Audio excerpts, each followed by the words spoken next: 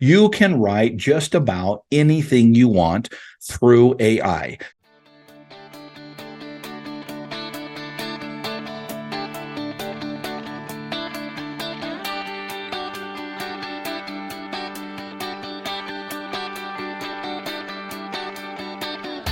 Originating from deep inside the Rocky Mountains, transported through the power of the internet, and arriving inside your tiny earbuds.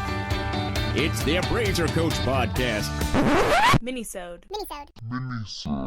Welcome to the program, everybody. Dustin Harris, your humble host. Welcome back to the Appraiser Coach Podcast. We're almost at 900 episodes, folks. How cool is that? Thank you for all of those of you who are loyal. And for those of you who are new, I hope you enjoy and hope you return. We are sponsored today by Spark. Spark, folks, is the ability for you to use technology to save you time. That's as simple as I can make it. Use technology, save you time, spark4appraisers.com. Again, go to their website at spark4appraisers.com. All right, folks, I want to talk briefly today, and I do mean briefly. This is just a mini-sode about Chat GPT. If you have been living under a rock, welcome back to the world. Most of you, of course, know what Chat GPT is. I want to share with you a little bit about that in case you don't. But I want to spend more time talking today about what that means for real estate appraisers. Chat GPT, it was developed or has been being developed for a couple of years now. And it was a company, by the way, founded by, at least in part, by Elon Musk. I don't think he is involved in ChatGPT AI. By the way, AI stands for, I'm going to use that term a lot today, stands, of course, for artificial intelligence. The gist of it is computers learning from themselves or from other people or other things. Okay, so it's when your computer learns. An easy way to understand this is I was at my Airbnb the other day in West Yellowstone, Montana. I had not done any searches, but I got on Facebook, and one of the first things I saw was an ad for a restaurant in West Yellowstone, Montana. An ad I've never seen before in my life, right? In other words, they know you're there. Right? This is artificial intelligence learning. Oh, Dustin is in West Yellowstone. I'll bet you he would love to go to this restaurant, and sending out that ad. That's a very simple example of what AI is, artificial intelligence is. ChatGPT is simply artificial intelligence for writing, is probably the easiest way to describe it. Is this idea that you can ask it to do things, to say things, and it will talk to you like you're a person. In fact, it was actually developed originally, and the reason it's called Chat GPT, it was developed for chat boxes, and you know what I mean by that. You go to somebody's website, and it says, and there's a little thing down in the corner that says, "Hey, how can we help you today?" And you jump on there and say, "Hi, I'm looking for a plumber in Rigby, Idaho." And they say, "Oh, great, we can do that for you. What do you need?" "Well, I've got a clogged toilet." "Great, we are perfect at that. Here's the cost, and can we come up on this date?" And the next thing you know, you realize you've been talking to a robot, or you've been talking to a computer the whole time. Right? You've all had this experience, right? When you have this chat with somebody, you think, somebody being in quotation marks if you're on YouTube, and it turns out actually that you're talking to a bot or a robot, bot being short for robot, or a computer. This is why ChatGPT was developed, for having these conversations, but it has developed into something so much bigger than that. It basically is the ability for you to go in there and ask almost any question. Now, there's a lot of controversy right now about, some of the things that you ask. For example, you can ask it. In fact, I'm just going to do it right now. I don't actually know if this works or not. I've only heard. So as we're talking here, I'm going to say, write me a positive review of the great things Joe Biden has done.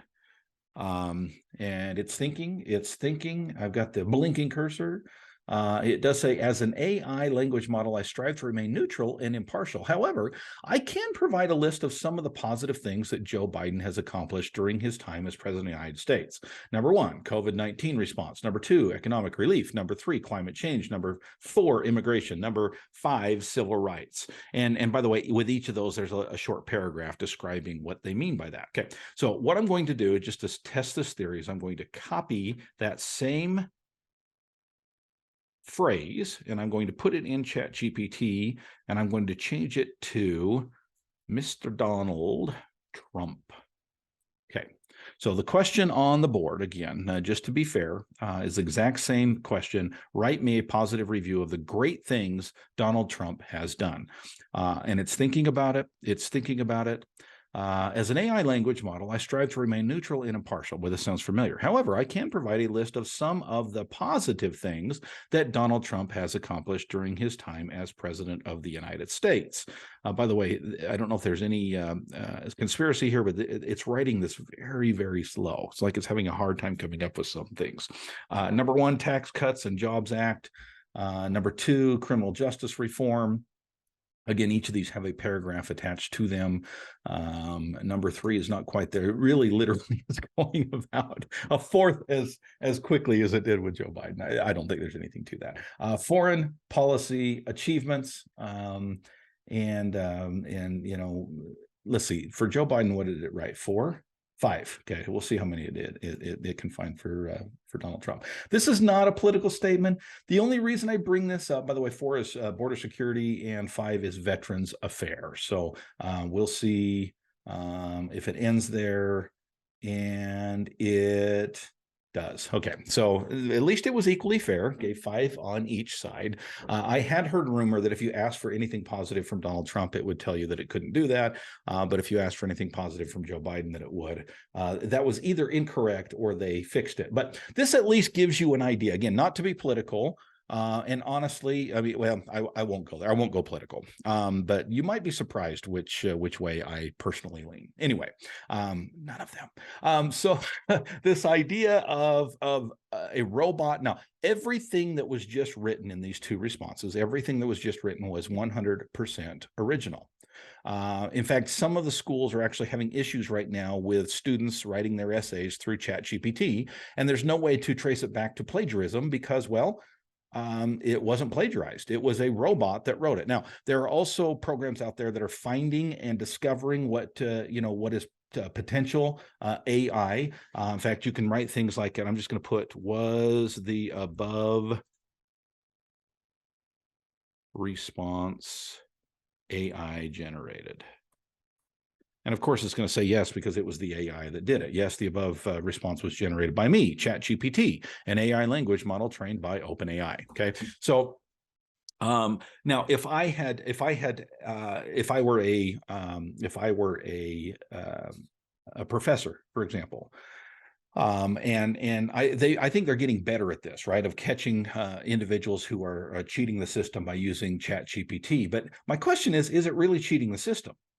And stick with me on that. I know some of you are saying, well, of course it is. If these students aren't writing this, then of course it's cheating the system. Well, I mean, I get it. I mean, I understand it. I guess it would be similar to saying, hey, if you use a calculator for your math, are you cheating the system?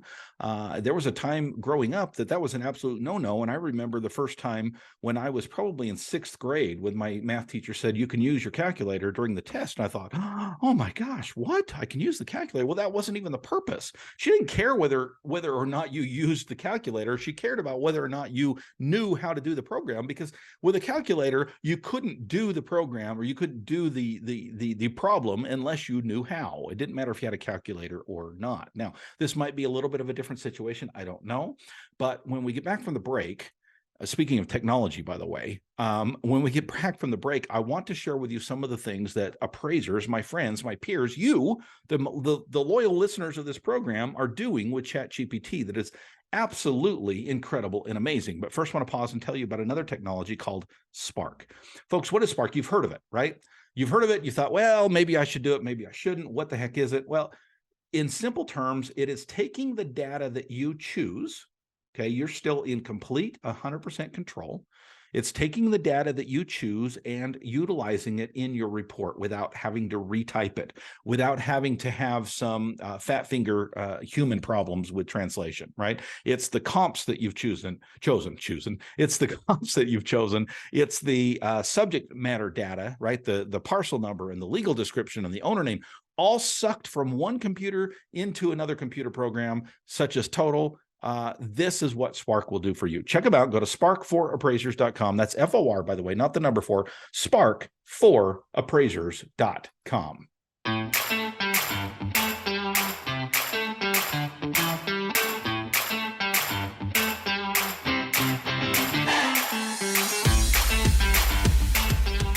All right, folks, welcome back to the program. You can see from the camera, if you're on YouTube, I voted today. It was voting day in Idaho. Let's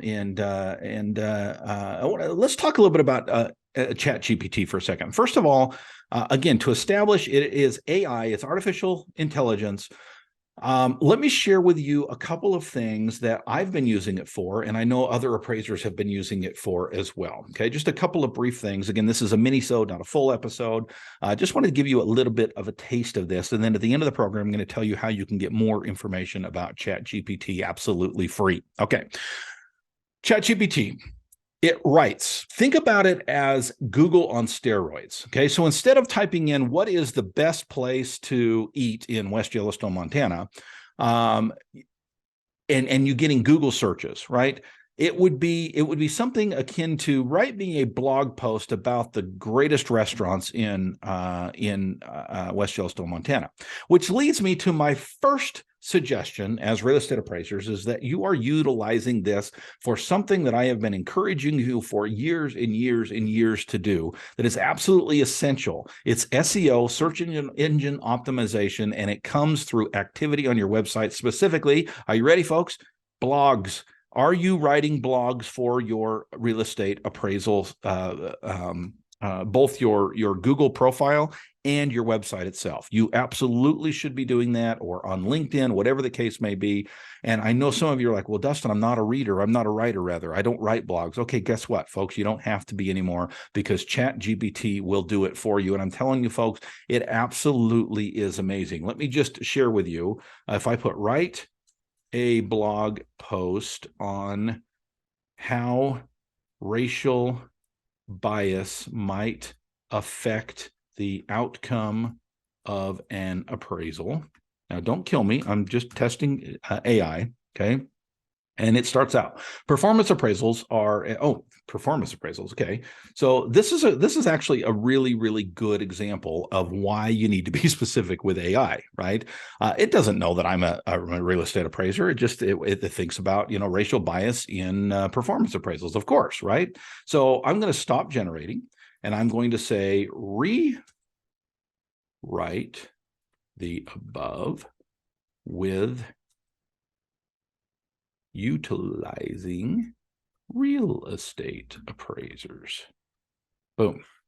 Okay, so it's going to rewrite. Real estate appraisals are crucial in determining the value of a property, providing crucial information for buyers, sellers, and lenders. However, like any appraisal, it is vulnerable to unconscious bias, including racial bias, which can significantly impact the outcome. And then it goes through and talks about stereotyping and the halo/horn effect, talking about confirmation bias and different things. Okay, now again, this is not an episode on racial bias. My point is this: you can write just about anything you want through AI. So those of you who say, hey, listen, I don't do blog posts, I'm sorry, folks, you don't have an excuse anymore, because AI can, and I want to say should, do it for you. Now, you might have to rewrite a little bit to make it, put it in your language, but I've also found that you can say, hey, rewrite the following in an academic style, rewrite the following in a more conversational style. Those kind of things help as well, okay?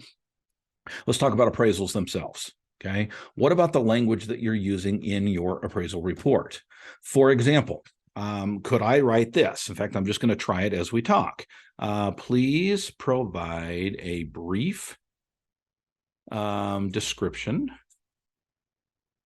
of the Rigby, Idaho real estate market. So let's say you're doing an appraisal in Rigby, Idaho. Okay. Oh, by the way, this is interesting. So this is a great experience. As an AI language model, I don't have access to real-time data or current events. However, based on historical data, Rigby, Idaho is a small town in Jefferson County that has experienced moderate growth in recent years. The real estate market in Rigby has remained relatively stable, with a mix of single-family homes, townhouses, and vacant land available for sale. Prices for home and properties in Rigby tend to be lower than the national average, making it an affordable option for those looking to buy a home or invest in real estate. However, it's important to note that any information on the real estate market in Rigby, Idaho may be subject to change, blah, blah, blah, blah, blah. Okay, so let me, as an expert in the Rigby, Idaho market, I will tell you that this is a bit outdated. If this had been written 5 years ago, it would have been spot on.